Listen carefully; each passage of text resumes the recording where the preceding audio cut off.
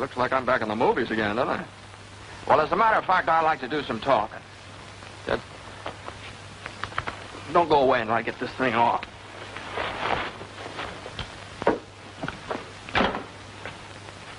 Now, it isn't as if it was a chore for me to talk to you because I want to speak on my favorite subject, the Army Air Forces. I can't speak from long experience. I've only been in the service a year, but I've learned a lot about what the Air Forces have to offer. That's what I want to talk to you about. Right now, the greatest mass mobilization in the history of the world is taking place. Men from cities, towns, farms, married men and single men, brothers, sweethearts, husbands, fathers and sons, businessmen and workers from the factories, and students from colleges and high schools all over America. They're mobilizing, joining up, or having their numbers pulled out of a fishbowl. And this war we're fighting today and tomorrow and the next day until we win is a war of the air. The whole world knows that. Our factories know that. So interceptors, pursuit ships, light bombers, medium bombers, and flying fortresses are rolling out of those factories. 65,000 fighting planes this year, 100,000 fighting planes next year. And to keep them flying, 2 million men. Now that's where you come in. The Army Air Forces need 15,000 captains, 40,000 lieutenants, 35,000 flying sergeants. Well, how about it? Well, let's talk it over. Now, make no mistake about this thing, fellas. We're all going to be in this war soon, sooner than a lot of you realize. And nearly all the officers of this great Army Air Force that they're building today are going to be drawn from the ranks of you men, from high schools and colleges, those who join as aviation cadets now. Well, now, before I go any further, are there any questions? Yes, sir, I've got a question. Okay, shoot. Well, I'd like to join up, but I've got about a year of college left, and I'd kind of like to get that diploma. Well, why not? The Air Forces want you to get your diploma. Fellas like yourself, either in high school or college, can enroll in the Air Force Reserve. Continue with your studies, and at the end of the term, or when you get your diploma, you'll be taken in as a regular cadet, if you pledge now. Well, thanks. Okay, don't mention it. Hey, I'd like to make the Air Force, but I'm no brainstorm. My grades aren't exactly what they should be. I hear it's tough to get in. Not anymore, it is. And that blocked letter you're sporting, that tells me a lot. Basketball, football, baseball, or some activity where coordination, control, and the ability to work together with the rest of the team, that's important. The same in the Air Force. They're one big team, and they need men who can pull together and play the game. So, you and your teammates should be a cinch in this, the biggest all-American team we ever had. Now, here's a fellow who works in a filling station. He looks as though he's got something special on his mind. Say, how about it, fella? You know, I've been interested in the Air Forces for quite a while. But I'm 26 years old and got a wife, and I haven't had a chance for too much education. What about me? Well, from where I'm standing, you look like you're ready to sprout wings any minute. Wait a minute. You see, formal education is no longer a basis for determining a man's intelligence in the Air Forces. And married or not, you'll receive $75 each month while training, and board and lodging, and all the necessary uniforms and equipment. And you have as much chance as the next fellow of becoming one of those 15,000 captains and 40,000 lieutenants or 35,000 flying sergeants I was telling you about. Yeah? Say, that sounds great. I think I'll go and phone my wife. I'd like to get something straight in my mind. I'm one of those high school students you've been talking about, but I'm not old enough. I wasn't planning on going to college, so... Well, where does that leave me as far as the Air Force is concerned? Fella, you sound like the forgotten man. But if you're close to 18 and you're over 5 feet in altitude, you can be one of us just as quickly as anybody else. Okay. Just make out that application for the Air Force Reserve. Now, your physical examination. Well, that's not going to be so tough. If you're an average guy and normally healthy, you'll make the grade, all right? So one day you say goodbye to Mother and Dad. Pretty proud and happy, too. Especially Dad. His suspenders are about to bust. Yeah, you say goodbye to Sister Jane and maybe Aunt Minnie. Oh, yeah, Uncle Ben, and Brother Joey. Those first few steps down the walk are the beginning of a great adventure. Wait a minute now. Aren't going to forget that sweet little bit of something next door.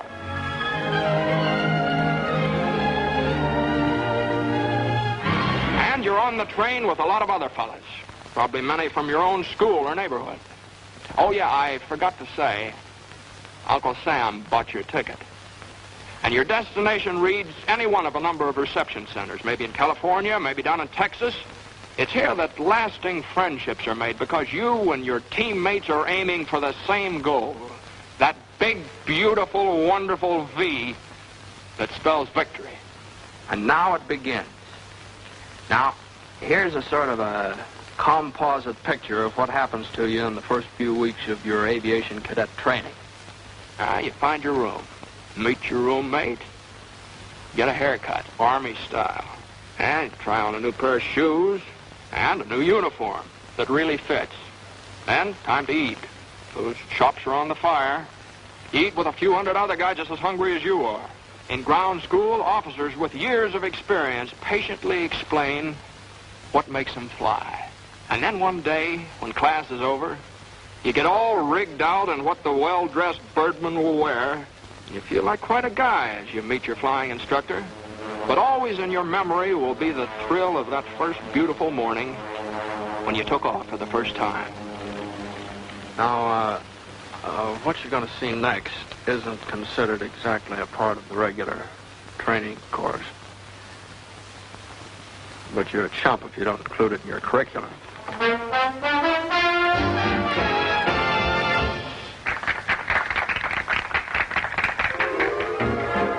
And you find out the effect those shiny little wings have on a gal. It's phenomenal.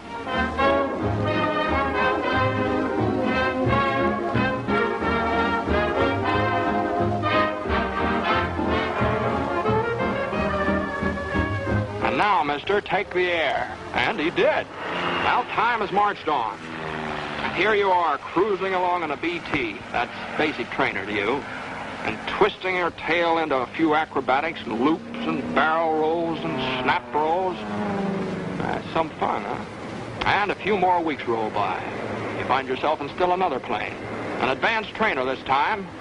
Yes, indeed, you're really getting up in the world at the rate of nearly 200 miles an hour. But you think this is something. Well, now, just wait. Fellas, shake hands with Mr. B-17 and a few of his big brothers. Now, watch out now. He's tough. Those four motors roaring through the sky like a thunderstorm, they can't fool with them. American workmen, the finest master mechanics in the world, put those motors together. Made them live, made them breathe, made them roar. Yes, sir, a whole army of workmen, designers, engineers, and just plain guys who wanted to do something for their country. They put that B-17 together. A few thousand of these babies will win this war for us. And a few thousand guys like you in there flying. And remember, we said something about a team. Well, 9 men are inside that plane, each with an important job to do. So let's go and take a look around. Let's meet the team. Yes, sir, 9 fellas like yourself working together, as closely coordinated as a precision watch. Now get this straight. The pilot is not the most important fellow inside this plane. All 9 members of the crew are equally important. For example, the pilot and the co-pilot can take the plane off the ground and set it back down again, but where would they be without the navigator? Now meet him. He's the gentleman sitting right there with his pencils and calculators. He's responsible for getting the giant bomber to its destination and back again. Now, you might like his job. Now, this fellow's a second lieutenant, draws $245 each month, and although he was good at mathematics, he didn't graduate from college. But he learned that the Air Forces could use his talents, and now he's a necessary part of the team. And now let's go up into the nose of Mr. B-17 and meet somebody who has an important job in that department. This is the bombardier, the boy who doesn't miss. You see, flying the plane is wasted motion unless this lad hits the target on the noggin. The finest pilots in the Air Force would be behind the 8-ball if the bombardier couldn't hit straight. And he's a full-fledged commissioned officer, too, wears his wings, draws the same pay as the pilot or the co-pilot. Now, back in the main body of the plane, we've got some more important positions. This fellow is the #1 engineer. He keeps the motors turning and the thousands of working parts all through the bomber inspected and in repair. And then comes the radio operator, who keeps the bomber in constant communication with its home base, and the photographer who keeps a photographic record of what takes place on the earth below while the bomber's on its mission. He's sort of an official scorekeeper, checking up for future reference. Now, the remaining members of the flight crew are #2 engineer and #2 radio man. So you see, being in the Air Forces isn't all piloting, or all navigating, or all bombardiering. It's teamwork. And each member of the team is just as important as the next one. Now listen, it takes 38 men on the ground to keep this bomber in the air. So let's go downstairs and meet the ground force.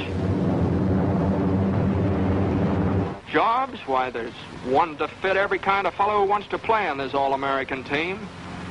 Meet the armament officer. Now, he's in charge of 12 bombers, more or less like the one we just looked over. It's his job to see that the bombs are loaded and the machine guns, and a general all-around checkup. See that bar on his shoulders? Well, he ranks just the same as the pilot or the co-pilot or the navigator or the bombardier. And to get this fellow's commission, a little engineering or physics in college would be a great help. Flight plane willpower after departure.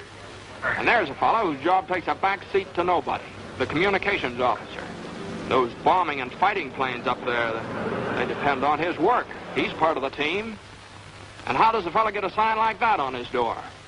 Well, engineering officer Captain C.D. Burns had 3 years of college. He studied aerodynamics, and those qualifications quickly awarded him his commission. He's in charge of all mechanical details and has a full crew of technically trained enlisted men to supervise. Now, another opportunity for you specially minded fellows is to be a meteorologist. If you do, you'll be assigned to a post where all military missions will be guided by your reports. Yep, and you'll get those gold bars, all right, after 30 weeks free training in some leading technological institute. Photographers and chemists. Now, there's a spot for you on the team. In charge of one of the hundreds of fixed or mobile photographic laboratories the Air Force must have. Now, this job, too, gets you a commission as an officer. So, whether you're flying a plane as a pilot or a co-pilot, charting its course as a navigator, acting as bombardier, or in any one of the many technical jobs in the air or on the ground, wherever it is in the United States Army Air Forces, you're part of a team. Now, remember that. So listen to the roar of those motors, young men of America, and heed their call. Soon the skies will be filled with the greatest air armada the world has ever seen. Our own Army Air Forces. The best planes ever built. 65,000 planes this year. 100,000 more next year. That's why we'll lick the Axis. And that's how we'll lick the Axis. Your commission in the Air Forces is waiting. You don't have to have a diploma to become an officer. Join now on the enlistment reserve basis. And then finish your present school or college term before you're called upon for actual duty. If you're between the ages of 18 and 26, with a good bill of health, you can make as high as $245 a month, and with a bonus of $500 for each year of service in the Air Forces. Or if you become one of those 15,000 captains we need right away, you'll receive $430 a month while you serve your country. And you'll be well trained for a good job in civilian life when this war is won. Now, here's another thing. Now, it's kind of hard to explain, but believe you me, it's important. You see, while you're getting all this wonderful technical training in the Air Forces, you're learning about other things, too. Things that are going to pay off in big dividends. You're learning to be alert. You're learning how to handle men and how to do that job with a lot of pride. Yeah. You're learning about courage, too. But you'll know what I mean, and I hope soon, because the Air Forces are proud to think that you might be with them. And by the time you finish your training, America will have overwhelming superiority in the air. You see, the way the Air Forces feel about it, They're fighting and they're flying for the safety of our people at home, our mothers and fathers and our sisters and brothers. And to keep the terrible war of destruction that swept Poland and Belgium and Holland and blasted homes of good people in London and Coventry and maimed hundreds of innocent women and children in Nanking and Burma and Bataan Peninsula and Pearl Harbor. To keep that war from our own shores, our cities and our homes. The roar of 100,000 motors sing their song, and theirs is a song of freedom. And their wings outstretched in the cause of decency. And each spinning prop drones in vengeance against those who would destroy our way of life. But somebody's got to fly 'em. A lot of somebodies have got to fly 'em. Now, this is your place. This is where you'll serve America best. Young men of America, your future's in the sky. Your wings are waiting.